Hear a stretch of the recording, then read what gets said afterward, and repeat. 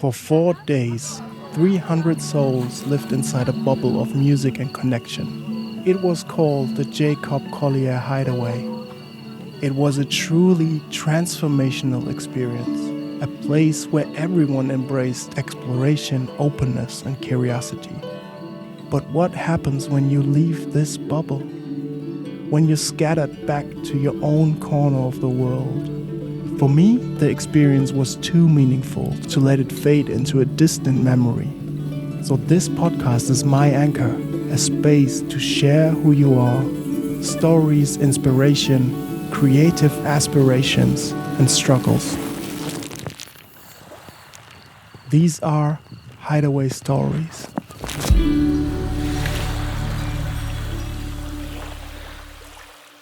And to begin each episode, I asked every guest to bring a song, a sound, a jingle that is meaningful to them, that inspired them. And this is the sound for my next guest. I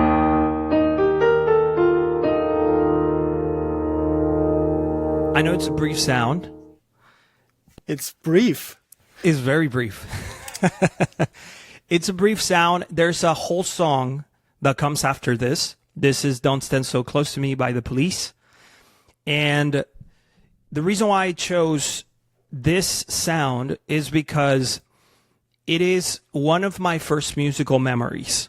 And I have a very vivid sort of memory of this song. I don't remember if I had listened to it before, but I remember being in the supermarket with my mom, and she was picking some shampoo, and they were playing this song, and I just like stood there and listened. And that's something that I had when I was a kid, that I was just sort of very analytic of sound. And later on, as I started studying music, I learned that this is actually in the Lydian mode. And one thing I love about this song is that it's very listenable. It has a lot of very complex parts, as most of the Police music, but at the same time, it's quite complex, like when you analyze it, and they make it work. So that's the reason why I chose this sound today. Wow, that's so cool. So first of all, The Police is amazing, just to get it out there. I love it. What did you hear? Can you still remember the moment? What did you hear in that moment that you didn't hear from other music? Yeah.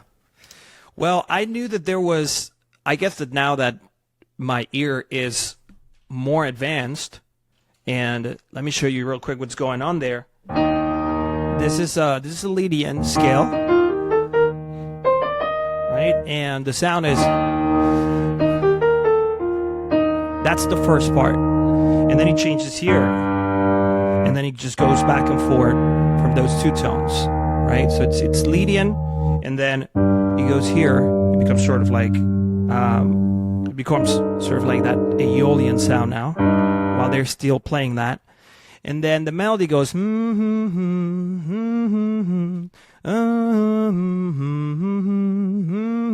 over that bass, right? So it's still sounding very Lydian between those two sounds. And I said, like, that's different. That's different. I guess that I was used to listening to music that was very tonal. That's what there was, like, in the radio, etc. And mind you that I'm a millennial, so a lot of great music was going on around that time, but it was mostly tonal. And then the cool thing about this song is that eventually it goes to don't stand so close to me, right? And that part is tonal. So I just knew that there was like now I know it's a modal interchange. And at the time I was just like, that's strange, but it sounds cool. Now, if you also analyze the rhythm, you have sort of like a reggae vibe going on at the very beginning. So he has a little bit of everything. And if you analyze the Police music, you're also going to find like this curiosities of sound, which I think are great. And for me growing up, I feel like I was sort of like exploring, like dissecting music, even though I didn't really have the tools to do it. And that's what really called my attention when I was like, must have been like 4 or 5. Okay, that's crazy because, so first of all, do you have perfect pitch? I do not. I want Okay. to believe that I have very good relative pitch. In working on developing Musicalysis, I've learned a lot too, just by observing the interconnections of music. But I don't have perfect pitch. Okay. There's many things that I want to explore, but we have to do it one by one. Okay, I'll just put out the topics because otherwise it would probably be so that it's just out in the open. So first of all, the police. I just want to say go a tiny bit into the police, and then I want to explore you as a 4-year-old, because there's no way that what you just explained to me with Lydian, that you knew this as a 4-year-old. So I want to stay there. And then I want to, you mentioned studying music, so I want to go there. You mentioned that there's great music around that time when you were a millennial. I think we have a heated debate about that because I feel the 90s were one of the worst decades in music ever. Interesting. Yeah, so I'm super interested in what you feel is good in the 90s. That's so far. That's it. And Musicalysis, which is something that you're what you developed, and what you actually, like, if anyone's listening to this on audio, it's really worth also looking at the video of this, because it's going to be shared on screen the entire time, and it helps, which you can explain later, to see notes and make much more with that. So you can go into that later. But let's go back and start with with you as a 4-year-old listening to this. And as I said, you probably wouldn't know anything about the analysis of it, right? So, No. So what did get you in that moment of listening? Was it just the subconscious part of, oh, that's different, or how did it catch you? I think that you were asking the question about absolute pitch or perfect pitch. And I think I was always very good at recognizing modes, even though I didn't really know when I was that age. But I could hear like, oh, that sounds like that, right? So, I had sort of like buckets in my head of songs that sounded similar. So, for example, that song of the Police in Lydian also really sounded to me like the Zelda. There's a melody in the Zelda game that the soundtrack is playing in Lydian, and the melody, I think it's in C Lydian, I would say, and he does.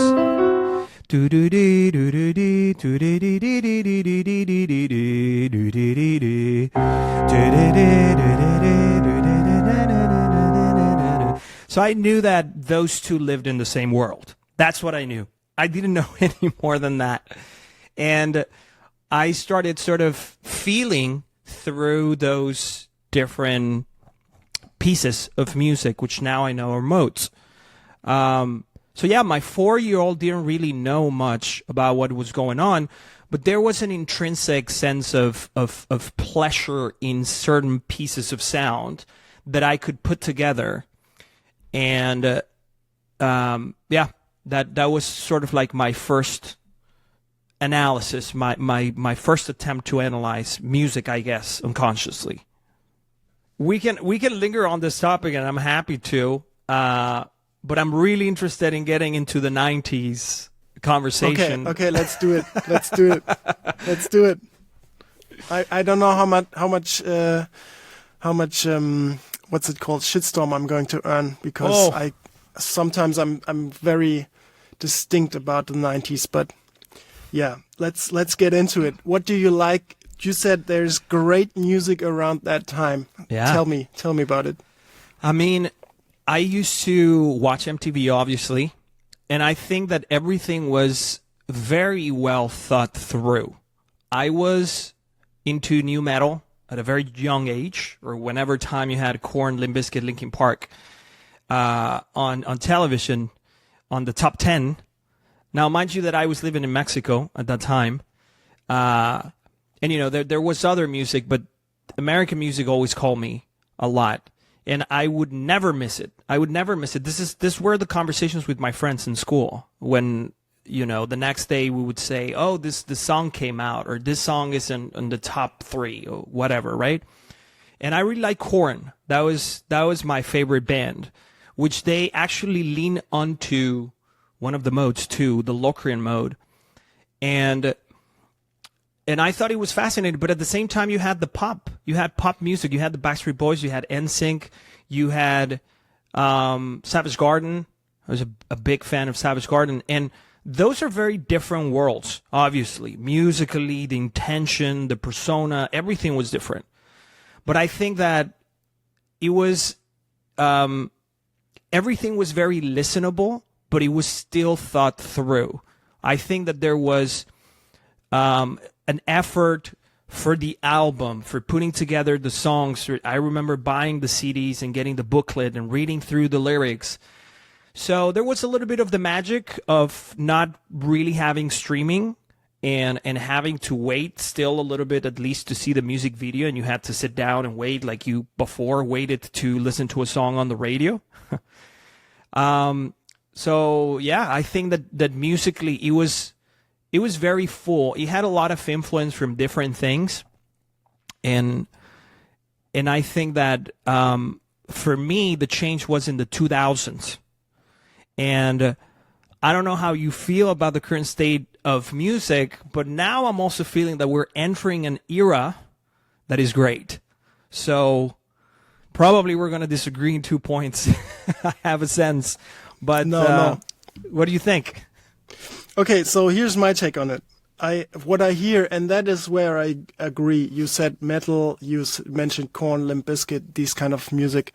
And also you mentioned pop music. Yeah. And to me, this is where my take begins. I feel that the center of music, which I would say is the typical charts music, pop music, everybody listens to, that to me was unlistenable until today still. I also have no nostalgia driven, like, let's go to the dance floor and sing My Heart. What's the name? I don't even remember the. Oops, I Did It Again. Quit playing games with my heart. Oops, I did it again. Spice Girls. I could never like find it nice music, so I could never get myself over it to shout to it. I don't know, to get myself drunk and then suddenly like it. It's just not my kind of thing. And also when I see like what was in the charts, Eurodance, I don't know, Right Set Fred, stuff like that, which I just found it's interesting. You said well thought through. To me, this was really the pinnacle of music as a product. And I really saw it, how do you say, I saw it in every fiber of the music that this is a product. It might be well thought through, but even I didn't like the production of it much. There was no deep bass in it. It was cheap drums. It was totally, I found it thin music as well. There is not a lot of balance in the harmonical sphere of 1 hertz to 1,000 kilohertz. It's just, I don't know. I found it very basic, and now that's where I'm coming maybe closer to you, is if you leave that center and you go into the edges of the 90s, like really the things that you mentioned, metal, drum and bass, electronic music, rap music, all of these things, there was so much going on that was almost like changing how the next decades were innovated by it and were inspired by it. I think if you trace back what music is now, you can hear a lot of influences from, of course, the 80s, the 70s, the 90s, not so much from the center part, but from the edges of the 90s, you can see that how much influence there is. And so that's how I see the 90s. I could never listen to the charts of the 90s. Never. Well, there's something to keep in mind too, which is music was still not fully global. So your charts, like you said, the Euro music, for example, I never listened to that. That was not in the MTV that I watched when I was in Mexico, right? So there was still a little bit of, and then when I came to the US, because I was going back and forth since I was a kid, when I came here, the kids here had like different music that they showed to me. So for example, in Mexico, I had never heard of Tool or a Perfect Circle. That was a little later. Sorry, but what about Rhythm is a Dancer by Snap? Did you hear that in Mexico? Not so much. I don't think that type of music in hip hop and rap weren't as popular other than Eminem. Okay. But yeah, Eminem is late 90s, yeah. I know there was great music, like you said, like in the edges, right? Like maybe not necessarily what was charting. You also had other musicians. You had Jeff Buckley was from the 90s too. Great musician. For me, one of the best singers that there's ever been. And I think that we may disagree on this, but I think what I meant by that structure is sometimes you had some music before that was not really listenable. And we have to understand that there was a time where the music that we know, let's say from the classical era, Beethoven and Mozart, etc., there was like some sort of like dress code that you had to come and you had to understand a little bit about music. Maybe you played the piano. Maybe you had been taught in music. You had attended so many concerts that you understood what was going on. That was not required later on, which we can argue if that's a good thing or a bad thing. But what I'm trying to say is that I feel like in the 90s, we still had that melting pot where you had some of the influence. I would even say like there's some chord arrangements that are very classical, very classical. So there's still that influence, but at the same time, there's an attempt, at least for the singles, to be like in a format of a song where he has like a verse, pre-chorus, chorus, which is the form that we know now, right? And again, going back to the point that music wasn't so globalized, like right now, you can find somebody that sounds like Sabrina Carpenter or whoever else, like in Russia, in Germany, in Spain, in Mexico, like they will basically go for a sound that's globalized. So those are my thoughts.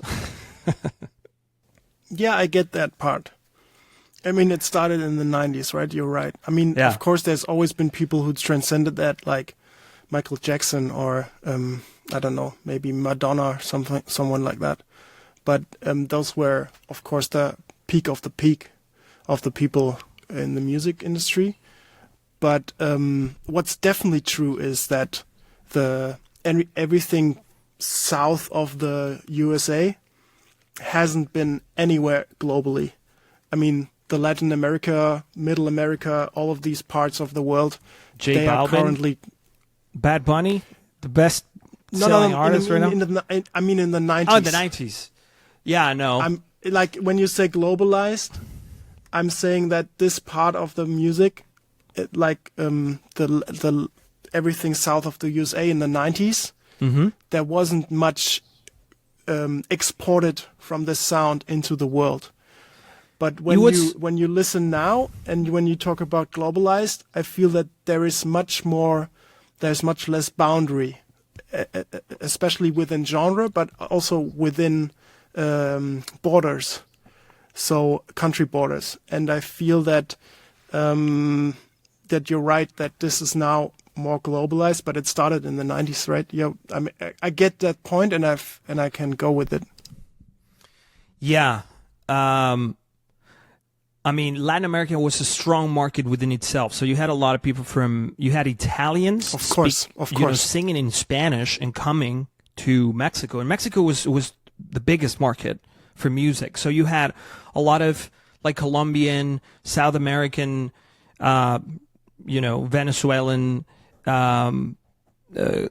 Guatemalan people coming to Mexico to build their careers.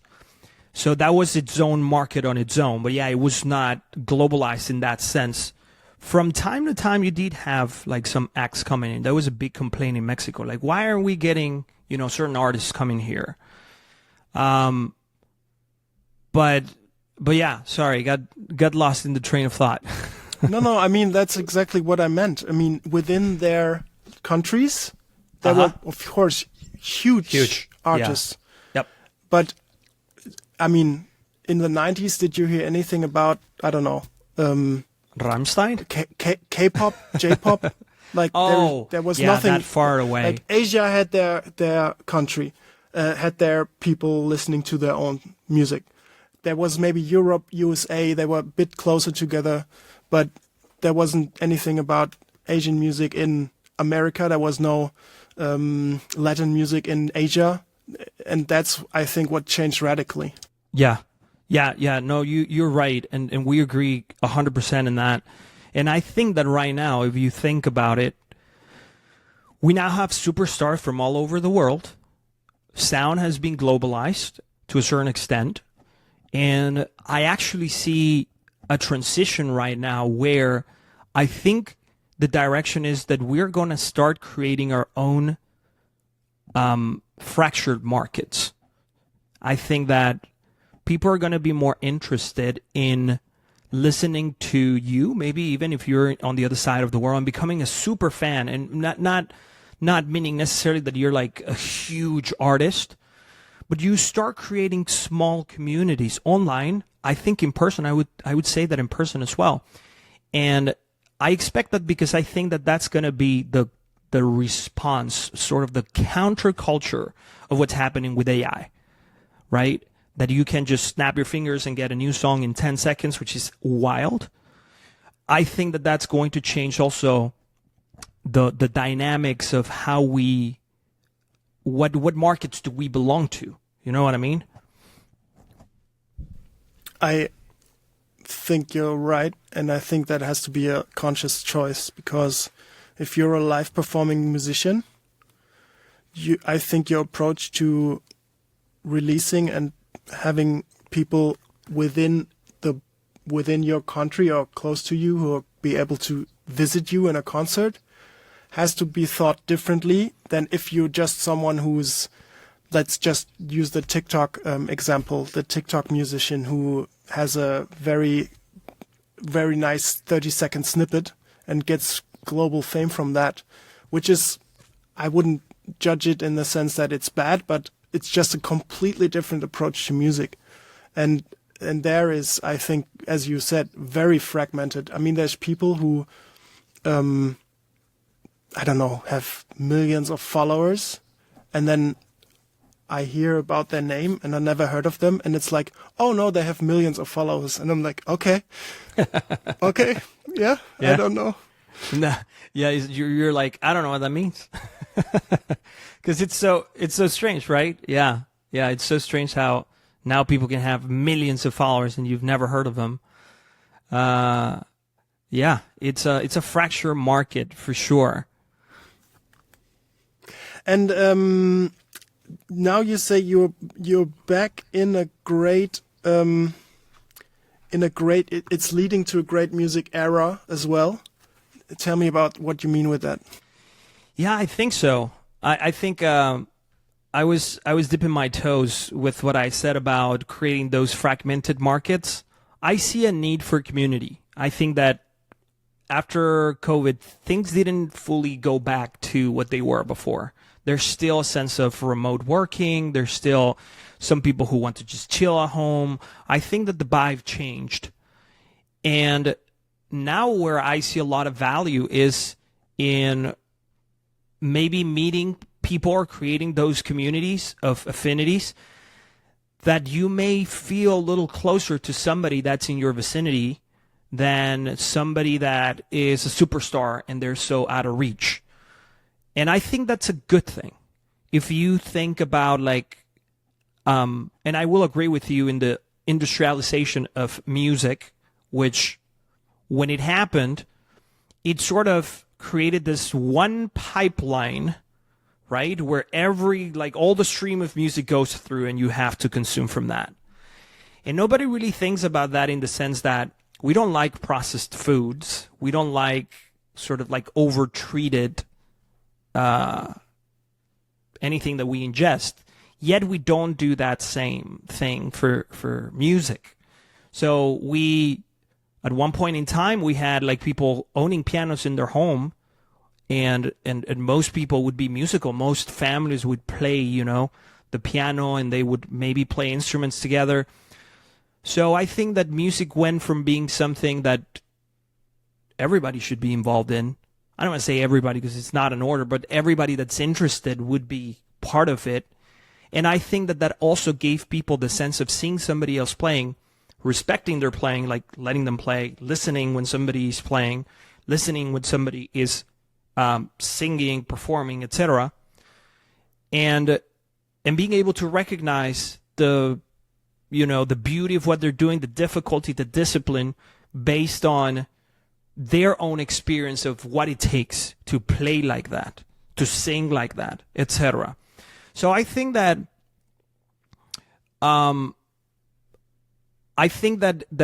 the music production scene was already going in a direction of unifying everything. Everything already sounded kind of the same. So I'm not really scared about AI at all.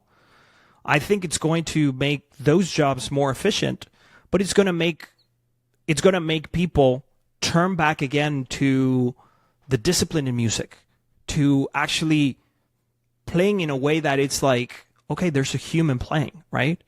It's different if you see somebody, playing the FIFA video game, as seeing like live people who are real, putting like the best of the best in their work to be able to score a goal, So I think that respect for musicians, I feel it's coming back. And we were able to see that with Jacob. I think that's the reason why a lot of people feel so attracted to what he does, because he's actually doing the thing, He's doing the thing live. My first experience watching him was, it was sort of like a TED Talk, but he played with loops. And I was like, this guy is insane, because he doesn't make mistakes. Basically, right? And for that, you need a lot of practice and you need a lot of knowledge. So there's a level of respect that I feel it's going to go back, and we are going to start craving more of that. So that's what I mean when I think that music is returning in a different way. It's coming back in a different way. Yeah. Just to give it a quick side note on Jacob doesn't make mistakes. I know I'm quite sure he would wholeheartedly disagree, but I think his way of making mistakes is probably so well masked within his everything else that you just thought it's completely it's completely conscious choice. But he's so quick, I think, to go with the mistake and make it great, that I think that's how we perceive. In his head, probably it's like, oh, there's something happened and I now gonna adapt to it, But for us, from the outside, we just think that it was deliberate. I think that he understands music, obviously through his sense of ear, that for me might be more of a brain thing. And we're going to get into Musicalysis, and that was sort of like the intention of creating, is just to be able to share the way that you're thinking about the music, because everything lives in your head. And I think that what he's doing is just catching himself like, okay, I got this thing, so I know what to do from there. But there's still a level of knowledge that you need for that. So even though it's a mistake in the sense that he's improvising, he may not know exactly what he just was trying to do or what came out, but he knows what it means so that he can adapt and then move from there. So, and rhythmically too, that's the thing. I think that I think that I'm in a very good place harmonically, and most of the things that he explains and does, I understand. But when it comes to rhythm, that's another different, separate beast that he also masters. So it's when you put all those things together that, you know, someone can just be regarded as so disciplined, so, you know, genius for some people would call it that, or talented, etc. And I love that. I love the fact that we are sort of how do you say this, praising or raising up people who are dedicated, who have a passion. So that's the part that really excites me. I think it's true that people are now going back to wanting to support an artist specifically, also when they're small. I think their value gets through, that it's valuable to have someone you just like, and even if they're not famous, it's still as valuable than someone like going to a Rihanna concert. Yeah. I think one major problem that we have with that is hindering the entire process, in my opinion, or from what I see, is that actually going to a concert to see a live performance is so bad, and it's getting worse and worse and worse, in my opinion. Like, first of all, the prices are out of control completely. I feel that the way what you have to deal with to get to the venue, how much time you have to spend beforehand, how many sometimes I feel the bands, what do you use, the warm-up bands? No, what is the name for that? Not the headliners, but opening bands. The opening act. Yeah, opening acts also sometimes are out of control. I heard that, for example, in a Coldplay concert, there were like 2 hours with 4 opening acts and a lot of like, I don't know, video in between, and like, I don't know what this is, you know, and so I feel that the live experience in small venues is great. And I love Drew Angers, who was in episode 13. I don't know if you listened to the episode, but he has an approach to actually renting the venue and making his sale through, like, going into his own pocket and no ticket masters in between and all of these things. I really, really love that approach, but that's hard. That's like startup business kind of, you know, like really hard business model. So not everybody is able to do that. So I think you're completely right, and I would love to have it even like a boost, you know, like that people would be able to make a living from it easier. Yes. But there are so many stones in the way, you know, so many hurdles, in my opinion. 100%. So, I mean, let's be honest. The reality, even though this might be hard for some musicians that put their heart and souls into their recordings, for some people it's regarded just as promotional material. Your music is just your business card that you're going to give away. It's like when you get a business card, that costs you money, right? But you're giving them away, and if you get nice ones, you're still going to give them away, right? People eventually will throw them out or put them in a cabinet. So I think that the fact that we're able to use AI now to lower the barrier of entry for that promotional sort of material to get you out there, to have people looping on your music, I think that if you get to automate part of that process, I think that's great. Obviously and this is a totally different subject, which is what actually you're talking about, right? What are you talking about as an artist is very important. That's a different story. But what I mean is it will lower the barrier of entry for you to be able to do something when you actually meet your fans live, let's say. when you give more than just the music that was recorded at some point. And I think the same thing, like you said, with now this also technology systems that people can start fundraising, they can start managing their own tickets, etc. That just creates, there were so many middlemen that now I think these tools, this technology is going to empower musicians a lot. That's what I feel, that's what I think, that's what I see when I go out and meet with other musicians. And I think that's beautiful. So this responds to two of the topics that we were talking about.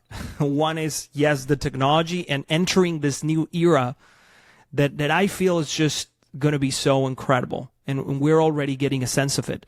But I feel like some people are getting a little hooked with the whole AI thing, if it's a good thing, the bad thing, etc. I think it has a lot of possibilities.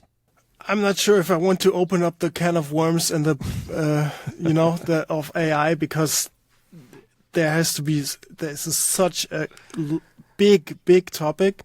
Yeah. And I have so many opinions about this, and it will probably need a 5-hour conversation to really see the nuance in it. But from one standpoint, I can see. So I'll just make a very broad statement, and that is maybe the ones of really following AI since years now and really closely. I'm very much into what's actually going on in every new releases of models and so on, and the conversations around it socially. And the most typical breakdown I can give now currently is, I think AI is enhancing individual, is good for an individual's perspective. But from a social perspective, it's probably almost only negative. Like the impact it has on culture, on society, on capitalism, on economy, on all of these aspects, from a social perspective, it's probably very impactfully negative. But for an individual standpoint, I think it's positive. I think that you can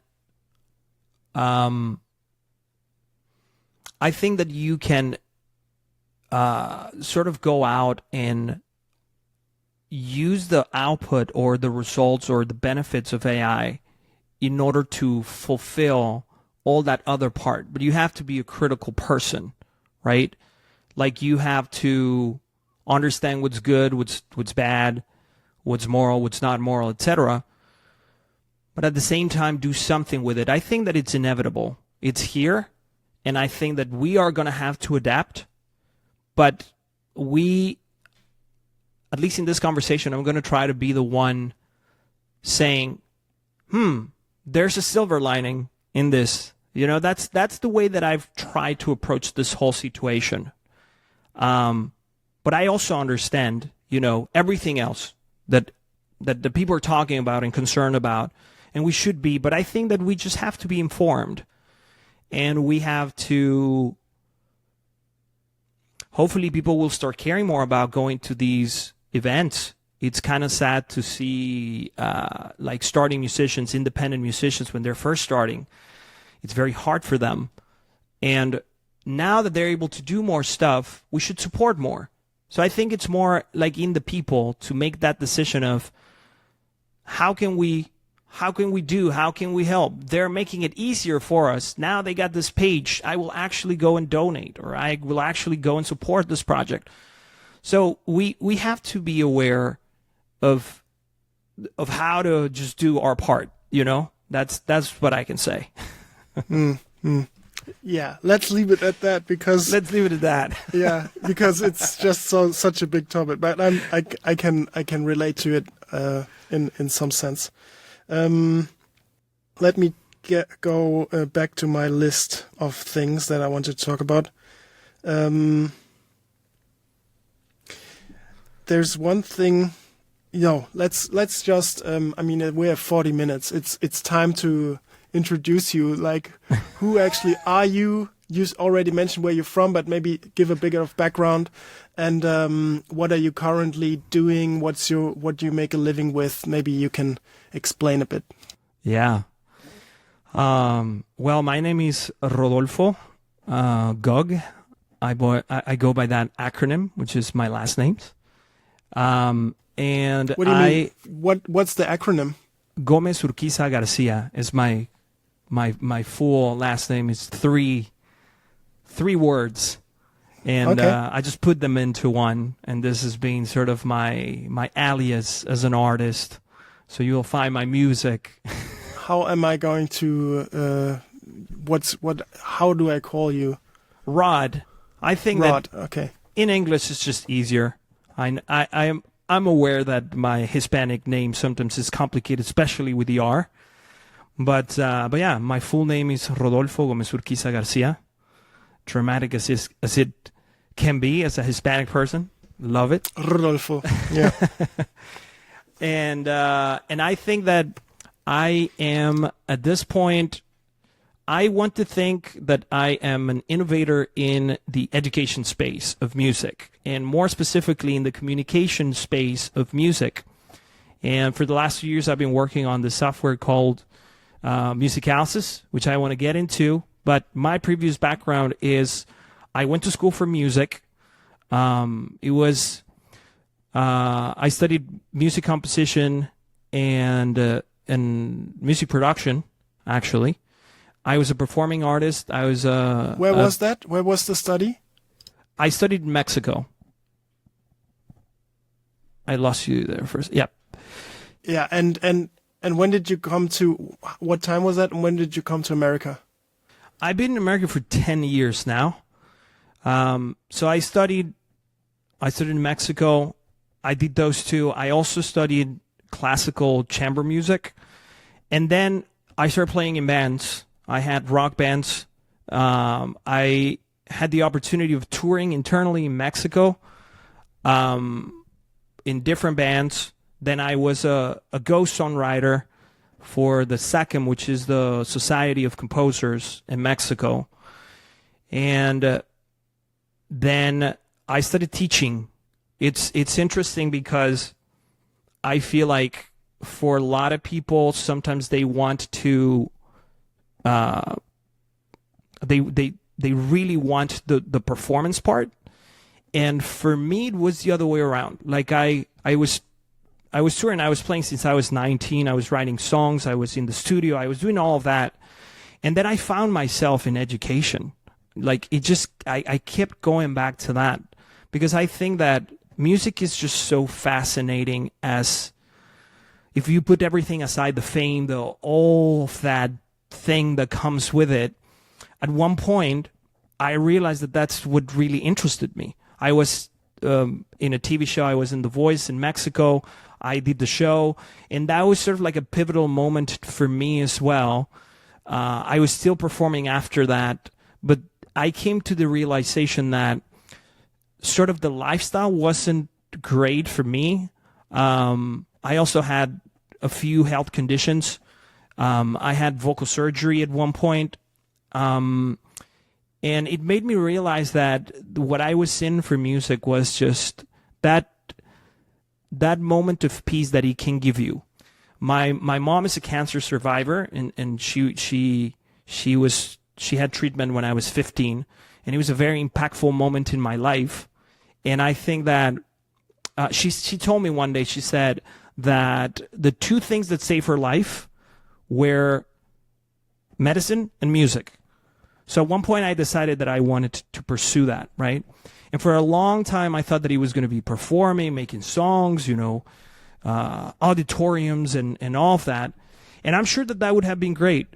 But at one point I also noticed that there is a sense when you see other people being part of the music that is super, super, super important, and what it can create in you, a live performance, for example, and everything that people feel through music or can do, or how it's one of the only tools we have really to unify people. We can have completely different thought processes. We can be in different moments in life, different ages, etc., disagreements. But when we sing a song, we're in sync. And it's incredible that you have concerts where you have people singing the same song. It's one of the few, I would say the only moment where we're incredibly in sync. And that's just a supernatural experience.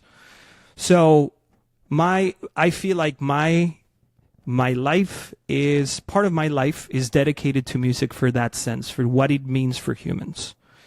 And then as I started teaching, when I moved to the US, I just needed a tool to be able to explain some of the things that I thought were important to teach. I found a lot of sort of empty spaces in the way that I received my education when I was learning music. And the first thing was singing. I've been a vocal coach for a very long time, and I think that the fact that you can understand what you're singing and treat it just as an instrument and remove for a little bit all the feeling part, because the singing is very athletic, but it can also be something that you can practice your scales just like you would in your guitar or your piano, and that will actually make you much better. You can train your ear, for example. So I needed a tool where people could visualize what they were singing, what they were listening to. And during COVID or before COVID, I decided to start working on Musicalysis. It was a very primitive tool. I learned how to code. After studying music, I studied business, and then I started my master's in data science, and I learned how to code a little bit. It was a very manual process, so it was nothing like what Musicalysis is today. But I think it has had very good results. I have a school now, so I have teachers that teach using the software. And well, I don't have. That's a terrible thing to say. I work with teachers that use this tool, for which I'm very grateful for, and they're amazing musicians and teachers as well. And I think that this tool allowed us to communicate the ideas that we had. So I started that during COVID, not really knowing that COVID was coming. Then COVID hit, and then we were able to grow because I had already started this idea of developing this visual tool that works great for remote sessions. So that has been my life. For the last 2 years, I've been very dedicated to it. I've been developing this for a longer time. A lot of the music analysis, there's an algorithm that detects the music theory in real time. And this was based on my observation when I was in college, as I was studying composition. Wait, sorry to interrupt. Sure. I need to know where we are currently, because when you say there is a lot of musicalisis, do you mean now you're talking about Musicalysis, or do you mean about other tools on the market? Well, the name Musicalysis comes from music analysis, so I think I may have said music analysis. Yes. So it's But no. What I mean is, you can start introducing the tool, because I'm very interested in what it does and how it works, because it sounds so interesting and how you explained it. But I know that there are tools on the market that, for example, if you play something, it follows your keyboard, it follows the keys that you have. Yeah. If you press a certain, harmony of several keys, it will tell you which chord it is. So there are tools that exist like that. And I would be very interested in how you approach this part, and also how you differentiate it from other tools. Because I remember in Hideaway, when you showed it to me, you had your laptop out, and I still remember like the table we were sitting at, and you were like pulling your laptop out and like explaining, and you told me something like, this tool like that, you don't know anything that is like this. So that's what I'm also interested in. Like, what is it that makes it different as well? I think the most important part is that it's a communication tool. So right now, we don't have your MIDI keyboard connected, but if we had, when you play, I would be able to see in that same interface what you're playing. So if I play right now, you can see what I am playing, but I would be able to see in a different color what you're playing. So that makes it collaborative. And what makes it different, okay. Mm-hmm. what makes it different from other tools is that the first thing is the intention is to communicate. So when you're working on your iPad and just following a song, first of all, the way of teaching is through songs, right? So you learn a song, but basically it's going to look like this. So you don't understand what's going on. So let's say this is your first approach to music. You don't understand. You're just sort of pressing keys. There's no logic. You're not learning. You're not accumulating knowledge by playing songs. Only if you go to school and somebody sits down with you and explains, hey, this is what's going on. This is a minor chord. This is a major chord. It's like they're showing you now how to communicate. You are now learning words instead of the individual notes would be like syllables. So you start putting together the words, then eventually the phrases. So you start, becoming a more complex musician based on your understanding of certain patterns. So the first thing is the music analysis. I have not seen it. It's also based on my when I went to school for composition, I wrote sort of my thesis, and a lot of it's how this algorithm works. So it will show you the different scales in real time. So if I play, like right now we're in G major, right? But if I go to C major by playing a 2-5-1 in C major, it will recognize it. I need to turn this on, and if I play,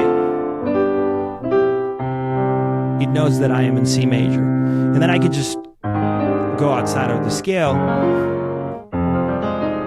and start playing other stuff. And it will give me the real-time analysis of everything that I am playing. So it's making it easier, because you said, I'm not very good at music theory. This is how most people feel. And they're sort of terrified because it's kind of, people see it and they see numbers and they think, I don't want to do math. I just want to feel. But it gets to a point where you get stuck. So you can get started by learning a few songs, but it's basically, imagine that I were to teach you Spanish, but I cannot tell you what it means. So you just have to repeat this, and it has an effect on people. Sometimes it makes them laugh. If you say something, they might be offended. If you say another thing, they're going to cry, but you don't know why. So I think that when you understand music theory, it's just much easier to do something with it, to be able to express yourself and actually see it as a communication skill, right? I think that music...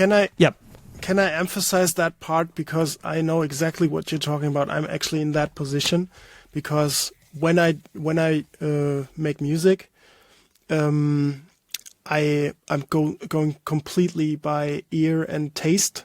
So I'm just pressing down chords and melodies on my MIDI keyboard, which I'm not even good at doing, but in a sense of like playing virtuose things. Yeah. But like a chord progression, I can figure that out from, oh no, I don't want this chord coming there. I need another note here so that it feels different. I get vibe, but I don't know at all what I'm doing. Like if I try to recreate it in another, I don't know, scale, I would be completely lost, because I don't even know if this is like something added to a major chord or, like minor, or I would be completely lost. So it's like cooking. To me, it's like cooking, but you don't even know that you're currently using salt or currently using chili, like. Correct. It's just like, oh, it tastes, in my opinion, it tastes good, but I don't know what I put into the dish. Yeah. Yes, 100%. And I think that the output of your creations will be based on your understanding of music. Now, there's another very important thing.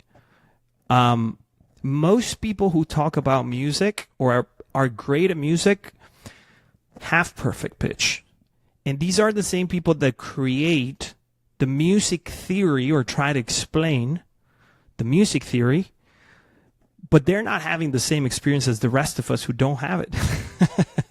So when you are looking at music in absolute values, so for example, if I show you here, you have the names of notes, right? C, C sharp, D, etc. They actually mean there's something called the enharmonics, which is this E flat will be called E flat, but now in this other context where I play something else, now it's called D sharp. So that is something that somebody that has perfect pitch can listen to and can understand. But now we need the people who don't have perfect pitch. We're going to use our logic and, more importantly, with the tool, our sight to understand.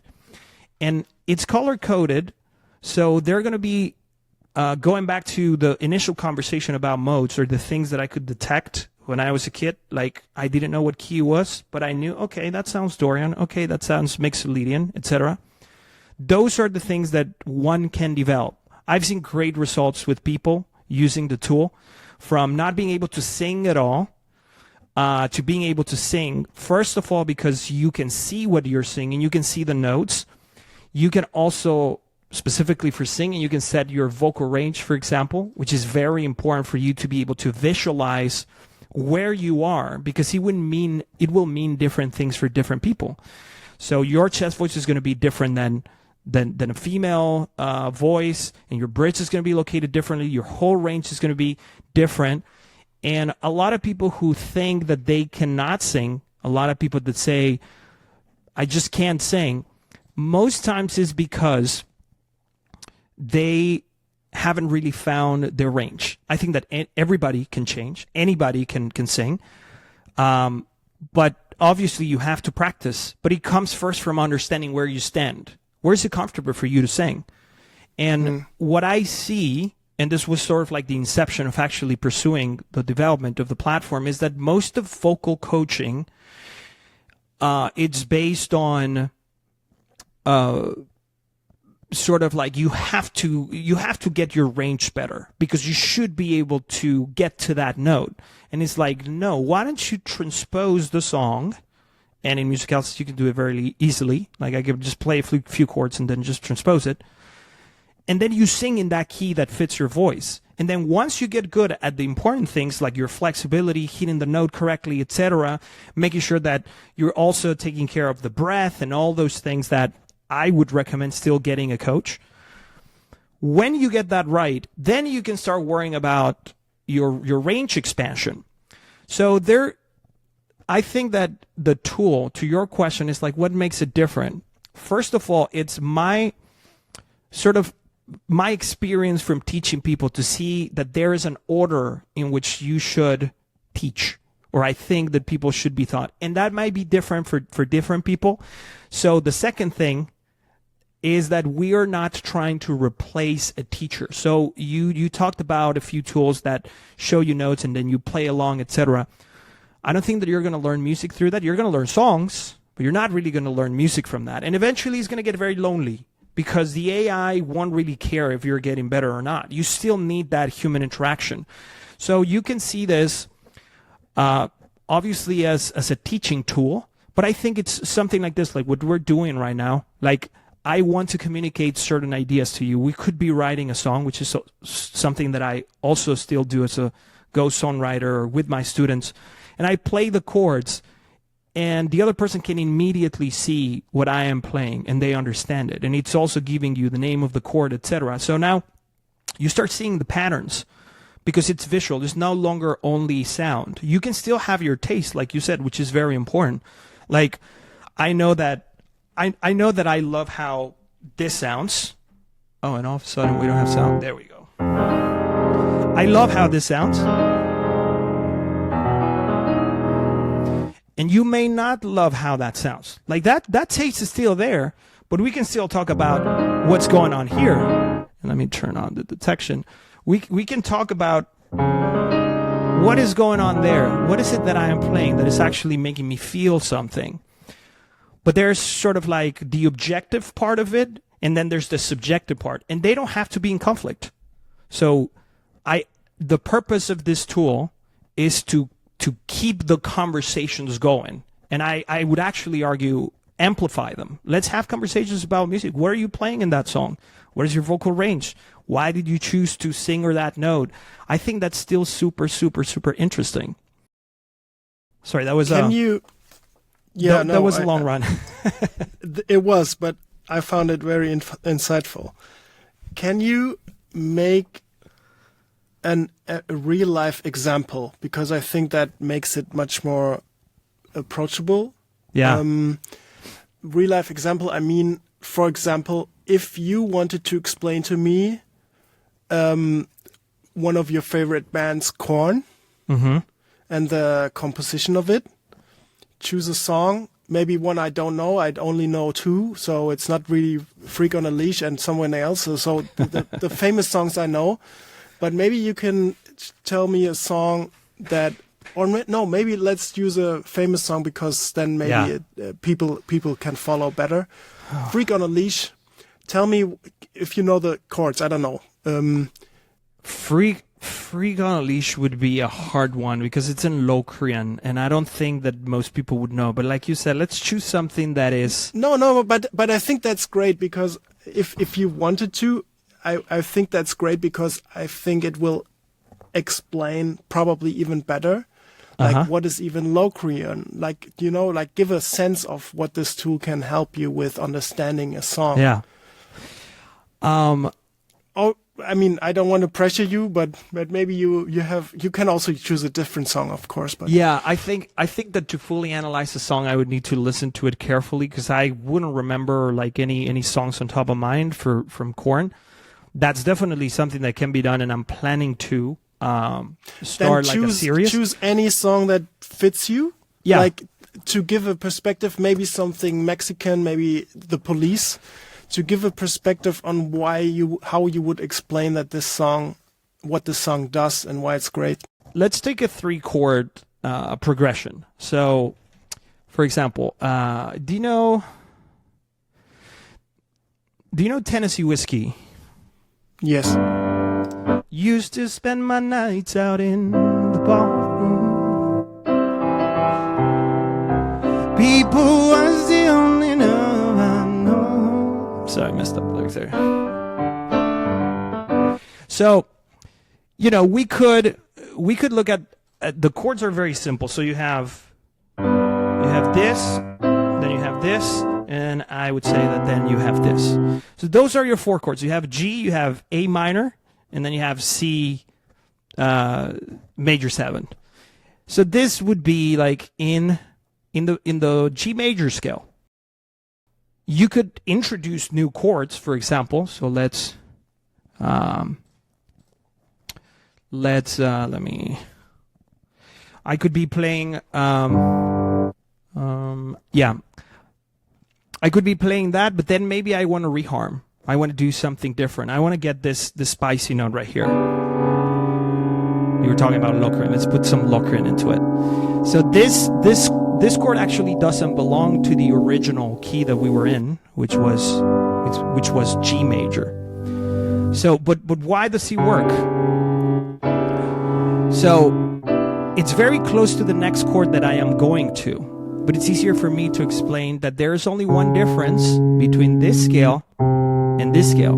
The lead-in scale, which is the last one for this C major 7 chord, and then it changes to Locrian. I can do that, and then I can resolve back to that first chord. So that would be an example, like me explaining something like that, like why does it work? And it doesn't only work for this song, it could work for any song. Now let's say that this is too low for you. Can you play out the sequence with the Locrian in the middle? Sure. Just so that people can follow better. So he goes, you're as smooth as Tennessee whiskey. You're as sweet as strawberry wine. You hear it there? I was leaving the scale, then coming back to the scale, and then back to the first chord. So basically, the scale that you're seeing on screen is when people say, what key is this in? that is G major, means these are the notes, because most people, this is how musicians think. You think about notes that you can play, notes that you cannot play. Black and white. That's it. Obviously, if you go outside the scale, you're going to get other colors. And that's where the whole mode thing comes in. So as you can see, there's no colors here if you just think of the major scale. But what you put on the bass actually matters a lot, because that's what will determine the mode. So when you're playing that same G major scale, but your bass is on the one chord, or the first degree, then that's going to sound Aeonian. We can get into the specifics of it, because it's a little more complex. It has to do with specific tones, the 4 and the 7, that have to be played. And then you have the second chord. You're still inside the scale. You're not playing anything outside the scale. You play the 4 chord, but then you can embellish it by stepping outside of the scale, but you have to know how to do it, because this is just one note of variation. You're basically changing the C for a C sharp, and everything else stays the same. But that gives you a new possibility of things that you can play. So that would be an example of a reharm that we can discuss. We could call it education, but it's more communication. There might be some jazz musician that will play something that I understand the theory, but I don't understand what you're doing there. Can you show it to me? Oh, okay, now I get it. Now you're playing the 4th degree as an altered tone, and that gives that, you were talking about taste, that taste that I really enjoyed listening to. But now I understand what it is, so that I can appropriate it, and then I can use it in the future. That's sort of like the idea of this. It's not for you to sit down and basically learn songs that you will follow something strictly. That's great too if you want to do that. But I think that music is much more than that. And it's much more enjoyable when you have conversations like this. And when you're producing or composing music, this is very important too. This is what I do in my ghost songwriting sessions. It's like we're vibing on a chord progression. And then where are we going to go next? Oh, we're going to move here to this other chord. So now for some musicians, let's say singers, they now understand they can sing different tones, because now we're in a different scale. So that opens more possibilities on the things that you can do. Your taste is still going to be there. So I would say that because it's hard, the music theory is hard, just let the platform do it automatically for you. And now let's have a conversation between you and I, and let's put that out of the way, but still be in sync and talking about, what matters, which is the music making, the music enjoyment, the taste, etc. I really like the approach, and although I didn't understand every single, at some point it felt a tiny bit like Jacob on stage with June Lee, playing chord chess. I don't know if you remember that part. Yeah. Which I didn't, I enjoyed it, but I didn't understand anything they were doing from a analytical standpoint, or oh, now they're going into a different scale. I just enjoyed the performance. We'll have another conversation, Philip, and you'll bring your MIDI keyboard, and you and I are going to play a few of your songs, and we're going to rearrange them. It's going to be great. Yeah, maybe what I know is that I have a lot of music that I actually I made and I don't understand. Mm-hmm. Just I like it, and but it's true. It's so true for me, at least. Someone who's neither playing an instrument well. My instrument is Logic Pro. Let's say it like that. and from that point, making a song in electronic music, it's not that important that you have a lot of key changes and crazy arrangements. Yeah. It's usually a 4-beat loop, which I can criticize as well. But going from that, and actually that's now a good shift into the Police and why I like them so much. Because going from a 4-beat loop that I love the vibe of, and then shifting it to a bridge and to a different thing, and suddenly there is a chorus with a different, element, a different chord structure. These are things that wouldn't come natural to me, but also I think it's it's often that it changes the vibe of what you wanted to do. So there is a specific thing that is in the song, and it's such a great feeling. And then somebody changes something because they go into another part of the song, and suddenly it's a completely different song to me, you know? Yeah. And I feel that's something that, for example, the Police is exceptionally good at, is they change so much within the song, rhythm, beat, BPM, chords, the way they sing, loud, quiet, all of this. But it always feels like it's part of the same song, and it has a vibe that completely matches what they have begun with in the song. There is mastery. There is mastery in what they do. It's insane, and it's so insane that I rarely hear that from any other musician. Like, even if you go to the typical, like someone who is actually a great musician like Bruno Mars, you know, who has a pop song, and the bridge, you could, if you took that bridge from a song, it's a completely, like, separated from the beginning, it's a completely different song. It's just a different thing. So, and that's what I love about the Police. That's one thing I love about the Police, but also that's why I see this tool being helpful also for someone like me, which of course I would need a teacher for that, but to have a possibility to understand why this 4-bar loop is great and how I can go from there to not kill the vibe of the song. Yes. Your understanding, you probably heard the term like one pony trick, and that means like you can only do one thing very well. And I think that eventually you get there when there's no understanding. Now, my world is harmony, but you brought in something very important, which is you said my instrument is logic. And people who are more in that audio world, they are in the world of timbre, of I can be playing the same scale, 2 chords for the whole time for 10 minutes, but there's a change in timbre because I introduced a new instrument, or I'm changing the envelope on this signal, or I'm synthesizing something in a different way. So that's why music is so vast.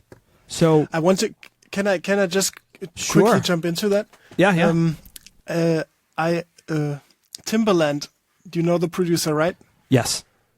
He always tells it sonics. Like the sonics, what you said, timbre. He always says it's sonics, which is a strange word for that, but yeah, I get it. But it's so true, and it's actually, especially if you are into the modern music and everything that is somehow in a similar-esque, like 4-beat loop, similar vein of things, I think it is probably the most important part is the timbre of the instrument and how it sounds like, because I actually did an experiment with my production, just like I took a sample from, I don't know, someone, I think Aretha Franklin, and I analyzed the chords, and then I just made 4 different songs with the exact same chords, with different feelings. And it's always interesting if you then strip away like the rhythm, the tempo, the staccato elements, the envelope, what you said, and you just play the exact chords just on a piano, just the chords, pressing it down on the piano. Almost always it sounds a bit sadder, a bit more mellow, a bit more relaxed, a bit more like, the vibe is so different, although it's exactly same chords. It's so interesting. And one of the most crazy examples for me, and that's, I don't know much about music analysis, but I know at least from saying that it is. Do you know Curtis Mayfield? Move On Up? I don't think I know The that song? one. Move On Up. I'm not can't sing the falsetto of Curtis Mayfield, but it's a very, very party song, at least like 70s party, but it's all minor chords. And it's so interesting because usually minor chords are sad, like in general talk, but the way it's arranged and the trumpets playing and the staccato elements make it so happy. So that's things that where I'm fascinated by when I look into songs. Yeah, no, I mean a lot to unravel there too. With that last part, there are ways to make a minor chord sort of happy. So, for example, if I play, let's say, a minor chord, so I'll play. Let me see. Let's go to C major to make it easy. Let's play an A minor chord, right? So this is, like you said, supposed to feel sad, but there's certain things that you can do to make it feel happy. So, for example, you can add the seventh to that chord, right? If I do,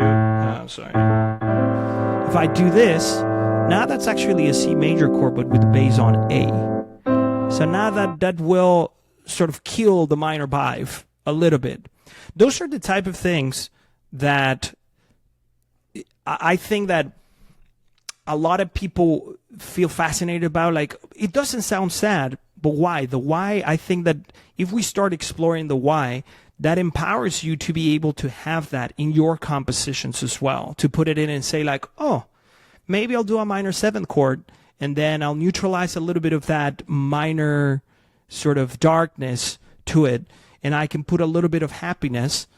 And there are other devices that you can use as well with minor chords and other types of chords. But I think that curiosity really is what makes artists stand out. And I'm going to take a detour real quick to, talking about the whole AI thing. I think that people who have something, let me take it back. I think that the hardest part for writing songs, and I say this as a Go songwriter, the hardest part of making a song is understanding what are you talking about, because that will determine everything else. The chords, the lyrics, the melody will be based on what you want to communicate. And if you don't have that, you're just going to have a nice song, but it's not going to be an impactful song. So I think that when you're able to align sort of like what you want to say with your abilities, like in my case, it might be timbre, in your in harmony. And in your case, it might be timbre. Like, I'm going to put this envelope in a certain way that I studied music production, but I never really dedicated myself to understand envelopes that well, to actually create sort of like an emotion based on it. I think it's something similar, So yeah, I don't know if I went too far away from what we were talking about, but yeah, I think it's just different worlds. Talking about music in general is just different elements that you put together, and when you do that, something beautiful comes out because you know where you want to get. There's a little bit of you when there's knowledge. There is actually a song like can this software that you developed, Musicalysis, can it also, if you give it stems like a, I don't know, piano stem of a song, can it also analyze that? It can actually extract. So let me... Because there is a song that I find super, super fascinating from a harmonic standpoint. And I never understood why. So I don't know if you can do it live, but it would be super interesting to me to what you talk can about do this with song. it. This is a new computer. I just bought this computer. I don't have any files here. Okay. So if I had an audio file, I would upload it here. And then what it does is you can break the stems. So you could see the melody. You could see, like, you just play it and it will show you what is being played. Musicalysis can separate the stems. It separates the stems for you. So if you wanted to learn the melody, you could follow the melody. With the chords, it's the technology of stem separation is great for instruments, but polyphony has some issues because of the harmonic series. So you and I understand chords because we hear the individual sounds, but machines just listen to the whole spectrum. So it's difficult for it to really understand what's a major chord, a minor chord, etc. I think that it's important that humans understand how to transcribe as well based on, developing their ear. So that would be a limitation at this point.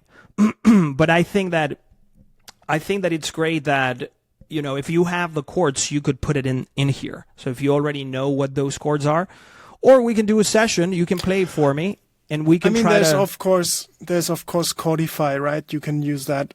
But I was just interested in exploring how far it goes, because the song is so.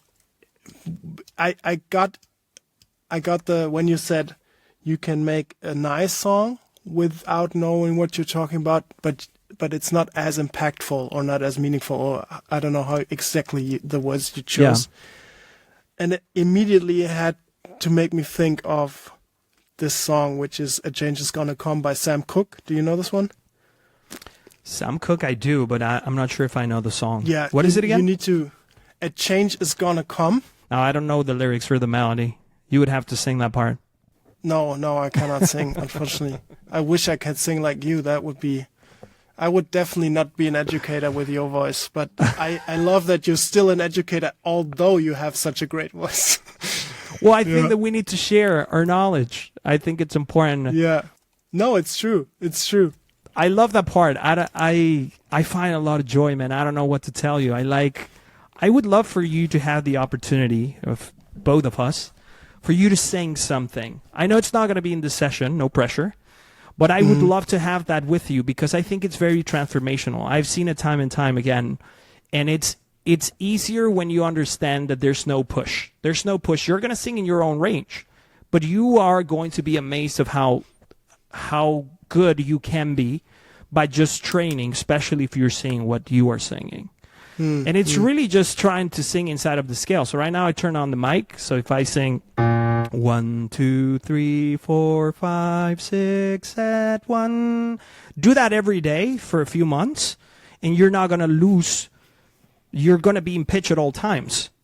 And the more that you do that consistently, it's just like in the guitar and the piano. I've seen it with so many people who are much older than you, that say, hey, somebody told me that I needed to get lessons, and we get started, and they get good very fast. They're not going to be Bruno Mars for sure, and this is where I'm very clear about the vocal range. And I think that the reason why singing is so frustrating is because most teachers want to take the singer to, you have to sing high if you want to be a good singer. Otherwise, you're not a good singer.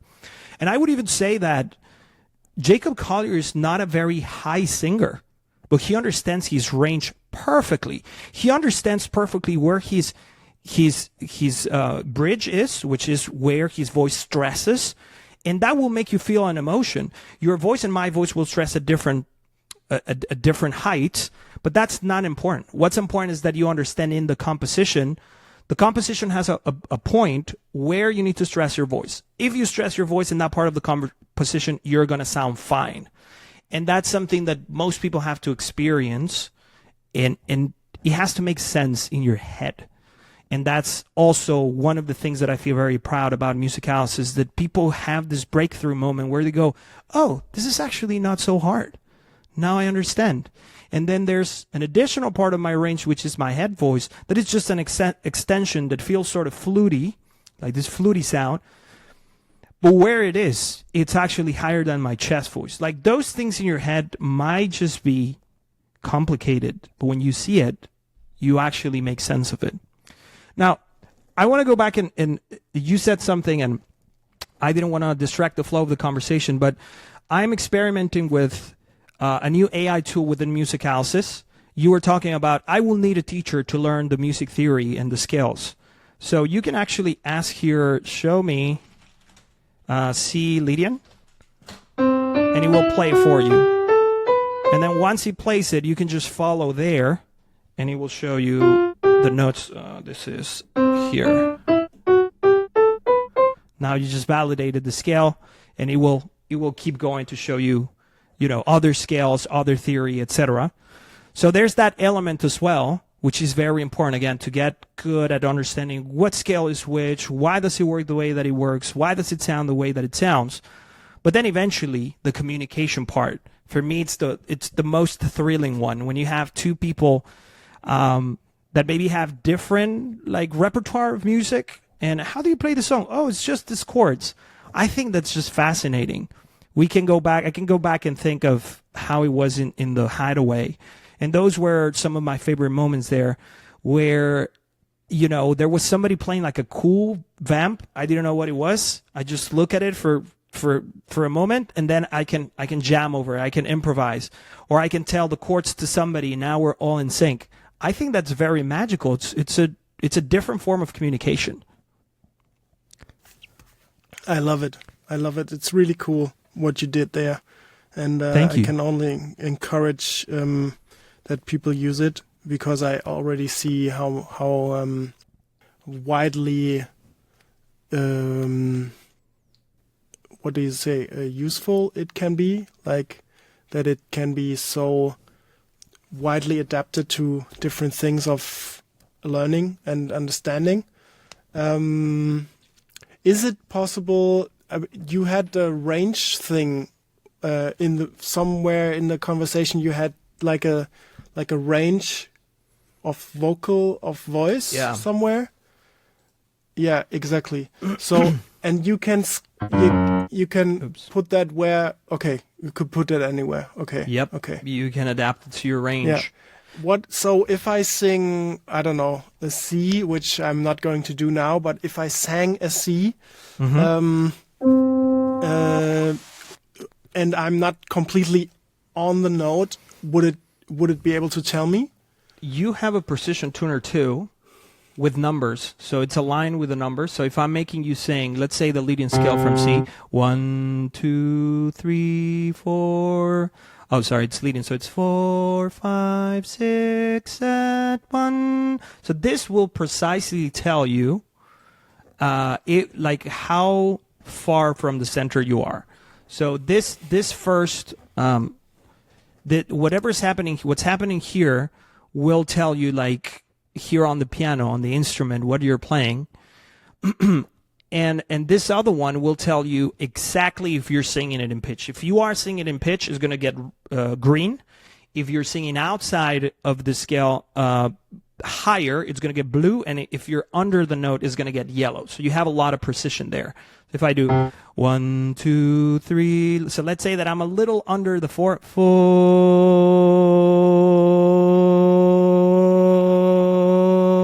and now you can adjust it until you actually get it right. And at the beginning, for most people who are just starting with singing, that's probably what I would recommend. You're going to spend a lot of time singing the same note over and over and over again until your ears suddenly recognizes what it feels to be in pitch. First, you're going to need that sort of train track, right? By listening to another note.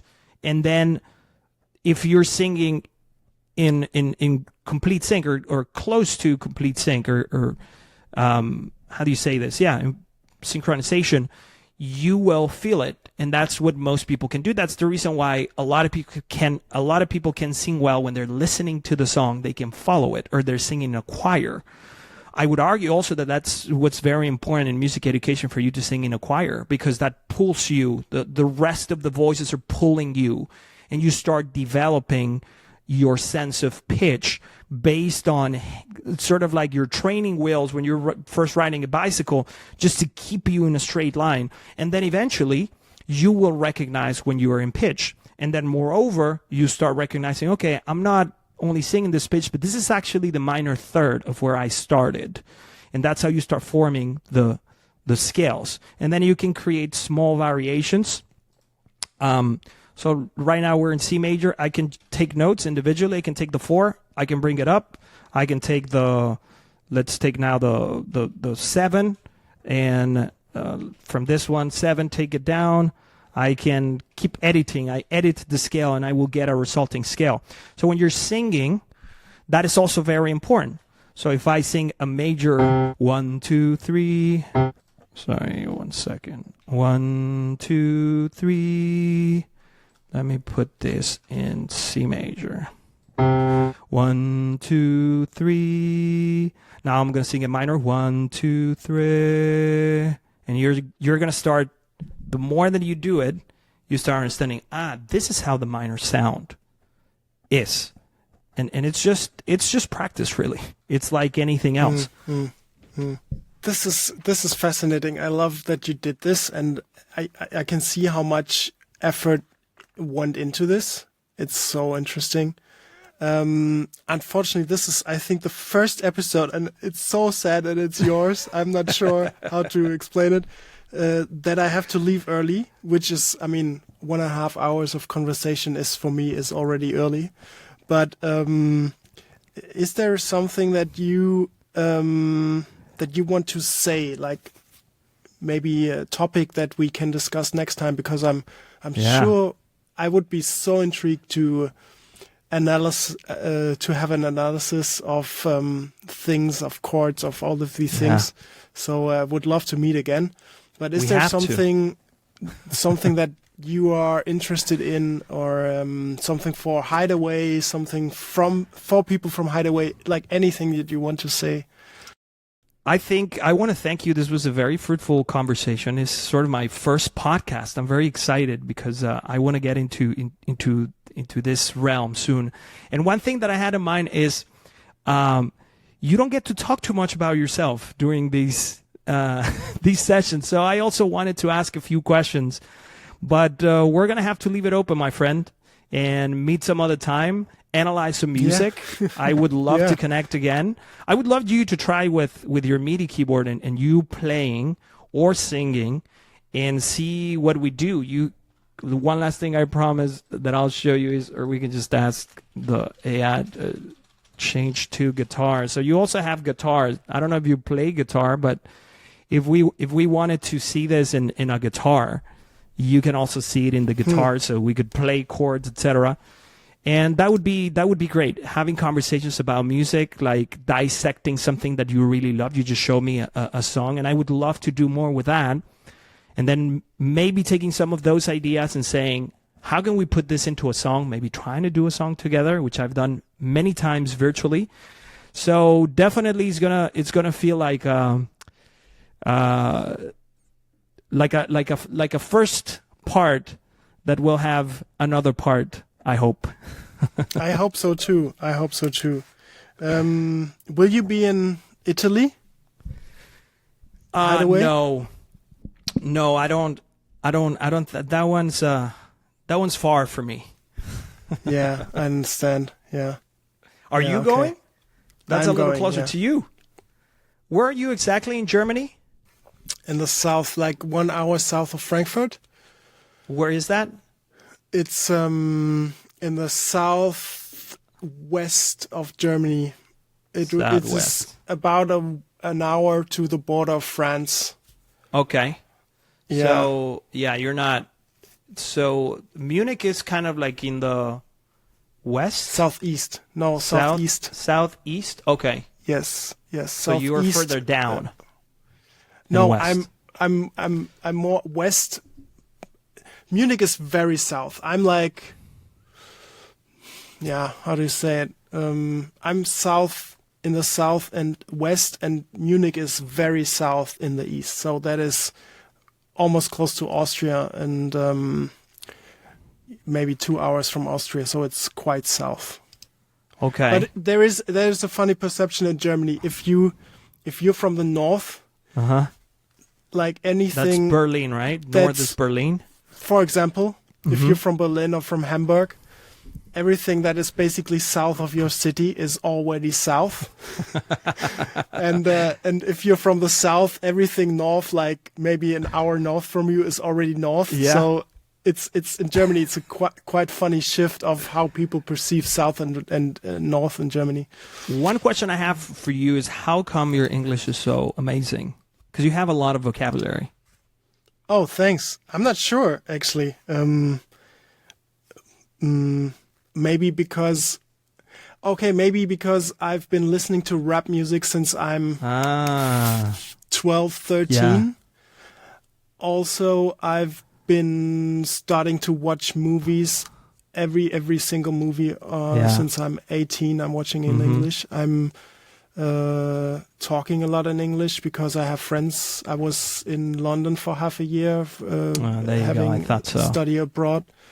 But I think I actually, when I was in London, I actually had a proper like British accent when I left, but it's completely lost. Proper is already a very British word. Yeah, it was completely gone, and now I'm very like I'm Dirk Nowitzki, you know. I'm the typical German accent. You sound great, man, and I really want to thank you for doing this. I think that it was great. You sort of seized the opportunity of getting great musicians together to have these conversations, which I'm very appreciative of. And you know, I don't know if hopefully we'll meet again. If you come to America, if I go to Europe, I'm planning to eventually come to Europe, and I would love to meet with you. But that would be great. On that Ode second session, I would also love for you to maybe talk about timbre a little bit, which is not my world. And I want to get my mind refreshed on it because it's been a while. And as a producer, I can share my screen and turn some knobs with envelopes and funny things like that. There you go. What is maybe something that if people from Hideaway, if they're interested in, because I can see how applicable it would be for people from Hideaway, your Musicalysis. Is there something that you, I don't know, how do they write you? Where do they go to go into this software? Yeah, Musicalysis is in beta right now. Anybody can go and get a subscription, and there's a free trial. So anybody can do it. I had a little bit of a promo, which you did reach out when I first sent it out, but the open rate was a little low for people from the Hideaway, and I didn't insist. I just sent one email. So I'm going to insist a little more. I'm going to send a few more emails to that email list that I have. But anybody can go to musicalysis.com, get in the beta. The official sort of launch now it says it's more like you do like plenty of launches at different times. It's like more upgrades. It's probably going to come in June, where I'm going to like talk about it more broadly, etc. But you already experienced some of the features, the AI chat, the AI assistant. We didn't get to do the collab, so I could see what you were playing, but that's available as well. And then you saw the music theory, the automatic AI analysis, all of that is included. So people can just go and try it for free. And yeah, at this point, I'm super happy to talk about it, to get feedback, etc. So yeah, I also appreciate you bringing that up. That's great. And you're probably in the Facebook group, right? In the Hideaway group? I think I am, but I'm not very active in Facebook. Oh, okay. But if you tell me that they are active in Facebook, maybe I should go there and start posting. Oh, yeah. I mean, of course, not everyone. I mean, there's 300 people, obviously. Yeah. But there is still a bit of an active group in there, which I check like every 2 or 3 days. I check in there. That's the only reason why I'm on Facebook still. Oh yeah? Well, Facebook is something I haven't used in a while. I was very active on Facebook, but it has been, and I got hacked one time, so I sort of grew a little. Okay, yeah. Yeah. Philipp, are you going to the next Hideaway? Last question. Are you going to be going? Did you respond to that? You are. Okay. I am. Yeah, I am. That's going great. To be there. Yeah. I would love to have another conversation after it. Yes. Or before. Yeah. Oh, yeah. Yeah, right. Okay, Rod. Have a good day. Philipp, thank you so much. Thank you so much. I'll see you next time, my friend. Bye-bye. Bye.